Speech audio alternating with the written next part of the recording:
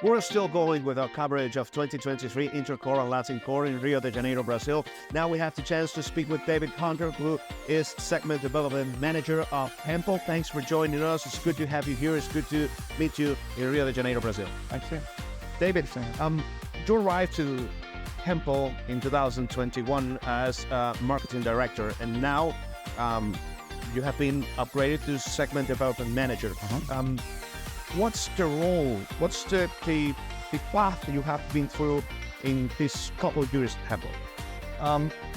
Hempel was, when I came on board at Hempel, one thing that I did, I was actually consulting to Hempel prior to coming to Hempel as a third-party consultant, and I helped author the business plan, which helped reset the Americas. The Americas was financially challenged, and we were able to actually turn that around to make it the most profitable region in Hempel currently. When I came on board with Hempel, they liked what I did, and so they hired me as a full-time employee. I was the marketing director, and again, to right-size the organization, we rolled back marketing back to Denmark, and then they asked me to handle a specific segment of products for the organization. When it comes to assemble, to the build-up of a working team, how do you want to make your team? Or I mean, when it comes to try to have a working style, to set the pace, I think it's the best way of defining it. When you want to set the pace with your team, how do you do that? Which is the goal? Which is the path they have to go through? I think that there's several things I find that have been successful in dealing with teams that I've had.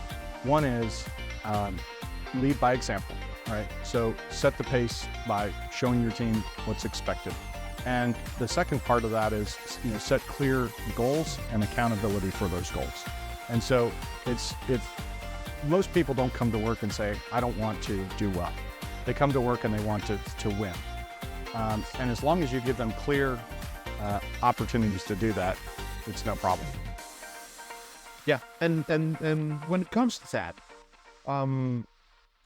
how does a professional have to create a profile of leadership? I think the biggest thing, I had a boss once, I said, how do I get into management? And he said, show that you can do all of the tasks that need to be done to lead the team. According to this, which is the leadership profile that a professional has to have in today's world and in today's industry? The biggest thing is what I look for when I'm looking for someone to lead a team is demonstration of stepping into steering the team in the right direction, right? We all work on teams, but there seems to be people that have a gravitational force pulling them to setting the pace of the rest of the team. And so I look for those people who have started things or took something that didn't exist and turned it into something that no one told them to do, but they showed an ability to excel in something that wasn't clearly defined.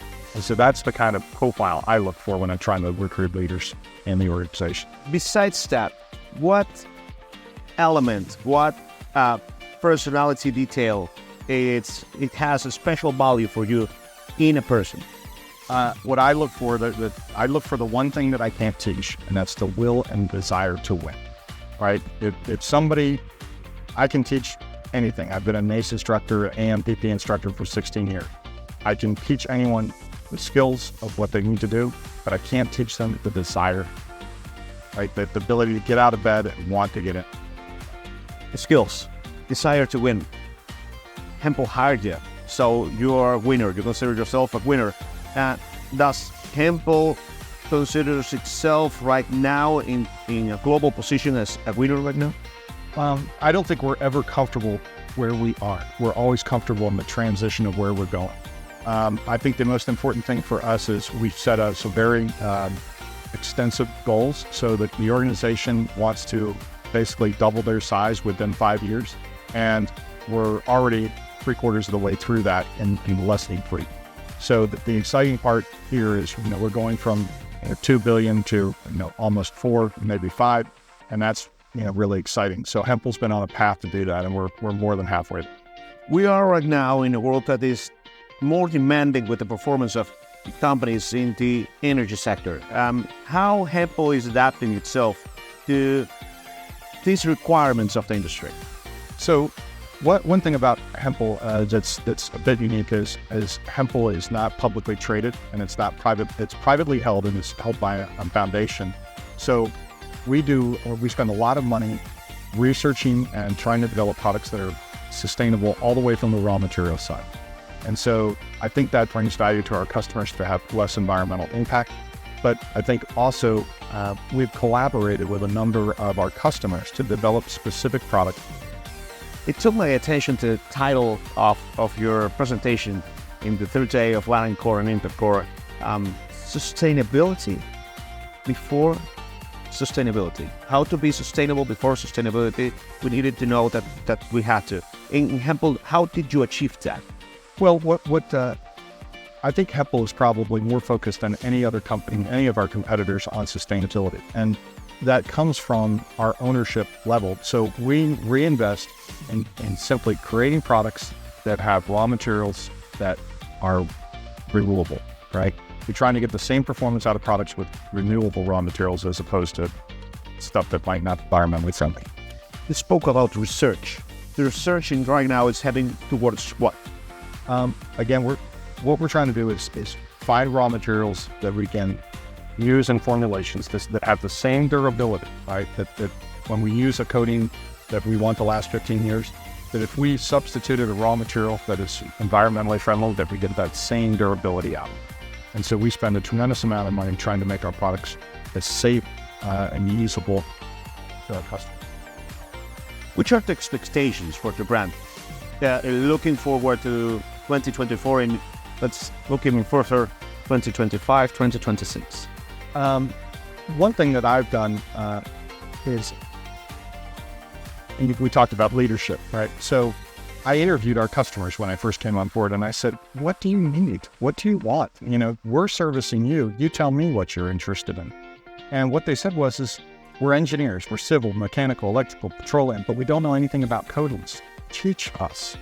And so what I started while at Hempel is something called the Hempel Corrosion Schools, and we've been offering them around the world. Our last one we just did in Jakarta, Indonesia, we had 130 people there, just listening to about how we make our products, why they're different, even down to things that we don't make, like why is surface preparation important for coating products. So we are educating our customers, and it's really, really resonating. There's a lot of college students that are watching us on Inspenet.com.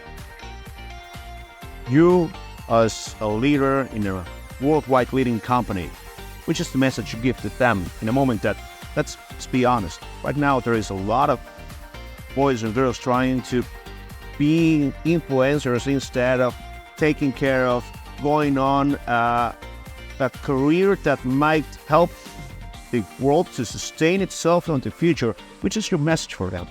Well, the thing that I always, when people ask what I do, and I describe what I do to them, I've never had someone say, I don't think what you do is consistent. I think the thing was, when I got out of school, I didn't know my job existed. I didn't know what I do exists. I fell into it by accident. But I think the most important thing is understand yourself, what makes you happy.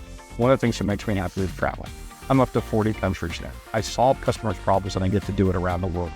And that's a heck of a lot more fun than filming myself doing any of them. David, thank you very much for joining us. This has been an absolute honor to speak with you, and best wishes for you and for Hempel.